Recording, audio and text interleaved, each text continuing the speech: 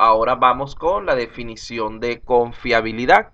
La confiabilidad se refiere a la precisión con la que una aplicación proporciona sin fallas los servicios que se establecieron en sus especificaciones originales. Es decir, que también trabaja y también qué tan frecuentes son las fallas que presentan. Porque recordemos que son elementos que debemos considerar. En primer lugar, el software debe hacer aquello para lo que fue diseñado.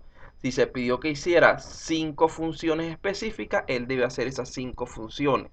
Si aparte de eso debemos verificar que las funciones no solo que las haga, sino que las haga bien. Luego debemos verificar que el sistema no presente errores frecuentes. Y finalmente que si presenta errores sea capaz de recuperarse rápidamente. Esto es lo que tiene que ver con la parte de confiabilidad. Hay algunos factores de diseño que favorecen este elemento de la confiabilidad. Tenemos en primer lugar que el software debe ser completo y correcto. ¿Qué significa esto? Que debe ser capaz de realizar adecuadamente todas las funciones para las cuales fue construido. Además debe ser estable y continuo en cuanto a su funcionamiento. El tiempo de parada de la aplicación debe ser mínimo. En lo posible debe tender a ser cero, aunque esto realmente no es posible, porque como sabemos siempre hay la probabilidad de algún tipo de falla inesperada, bien sea por factores externos o por factores internos. Nosotros debemos procurar que los factores internos sean minimizados, porque los externos no los podemos controlar. Y si nosotros minimizamos los factores internos, los factores externos tendrán un menor efecto sobre nuestro sistema, porque ellos lo que hacen es amplificar un error que ya nosotros, una vulnerabilidad que nosotros hayamos dejado en nuestro sistema. Si nuestro sistema no tiene muchas vulnerabilidades, entonces no va a presentar tantos problemas por causas externas, manteniendo su trabajo de manera estable y continua. El siguiente elemento, robusto y trazable, quiere decir que deben existir adecuados controles respecto a la detección de errores y a la recuperación de nuestro sistema. Existen muchas formas de clasificar las pruebas, pero para el presente curso utilizaremos el siguiente criterio, el cual está basado en el modelo general de ciclo de vida de las pruebas del software, según el cual existen 4 pruebas de confiabilidad. Aquí las tenemos. En primer lugar tenemos las pruebas unitarias, luego las de integración, luego las de sistema y luego las de aceptación.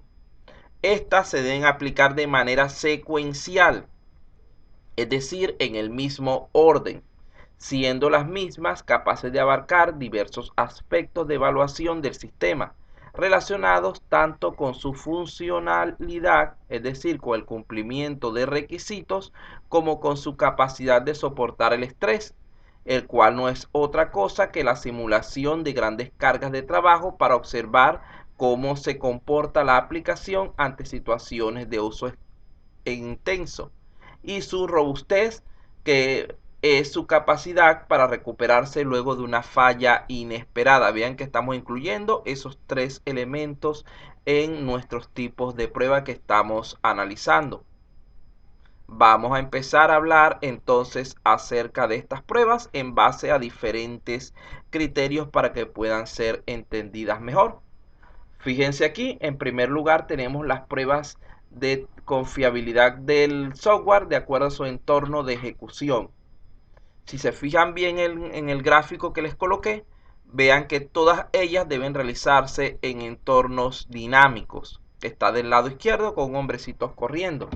Hay solamente una de ellas que permite realizarse en los 2 tipos de entorno, es decir, tanto dinámico como estático, que son las pruebas unitarias, ya que estas inicialmente se pueden realizar a nivel de diagramas y modelos, digamos que estáticos. Entonces vean allí, tienen del lado izquierdo el hombrecito corriendo que representa los elementos dinámicos, que requieren de la ejecución del sistema para poder realizarse, y del lado derecho tienen al niñito durmiendo, al Goku, que representa las pruebas estáticas, es decir, el sistema no está funcionando durante esas pruebas. Repito, la única que combina ambos factores es la de tipo unitaria.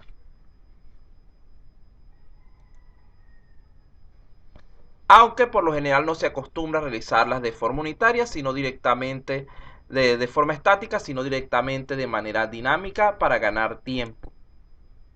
Vamos a ver aquí algo que ustedes ya estudiamos anteriormente, las fases del modelo RUC.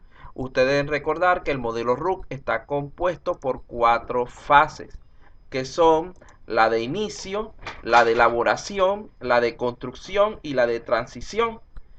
Podemos ubicar entonces las pruebas de confiabilidad dentro de dicho modelo de trabajo de la siguiente manera.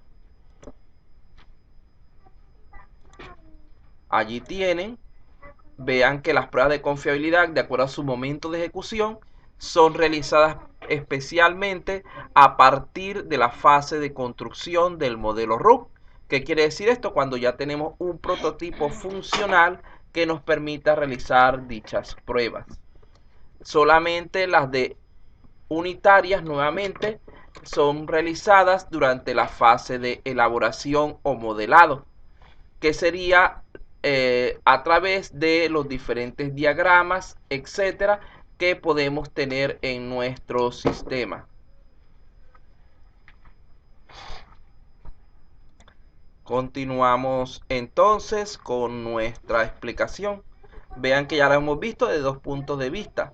En primer lugar, las vimos desde el punto de vista de su entorno de ejecución como dinámicas o estáticas, y ahora las estamos viendo desde en qué fase del modelo de trabajo se están realizando, indicando entonces que generalmente se realizan en la fase de construcción, cuando ya tenemos un prototipo, es decir, un elemento dinámico que podamos evaluar. Y como se dijo al principio, estas pruebas se realizan en forma secuencial, por eso tienen allí las flechas de color rojo. Quiere decir que hay que hacerlas una detrás de la otra, no podemos hacer primero la de aceptación sin haber hecho unitarias, integración y de sistema primero, porque obtendríamos fallas que serían vistas por nuestro cliente y esto no es adecuado.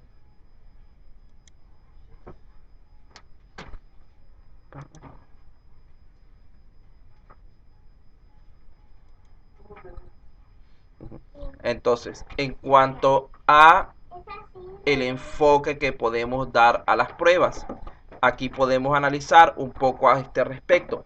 Recordemos que tenemos 2 enfoques por el cual podemos plantear las pruebas. En primer lugar, tenemos un enfoque tipo usuario y tenemos un enfoque tipo desarrollador. Cuando hablamos del enfoque tipo usuario, estamos hablando de un enfoque de caja negra, donde el usuario solamente sabe los datos que está ingresando y recibe las salidas que le corresponden a dichos datos.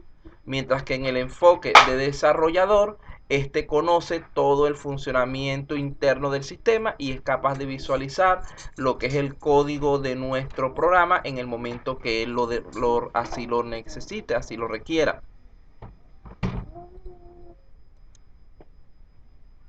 Entonces, las pruebas de caja blanca son aquellas, como dijimos, donde se tiene acceso a los detalles internos del sistema, atribuidas por lo tanto al desarrollador.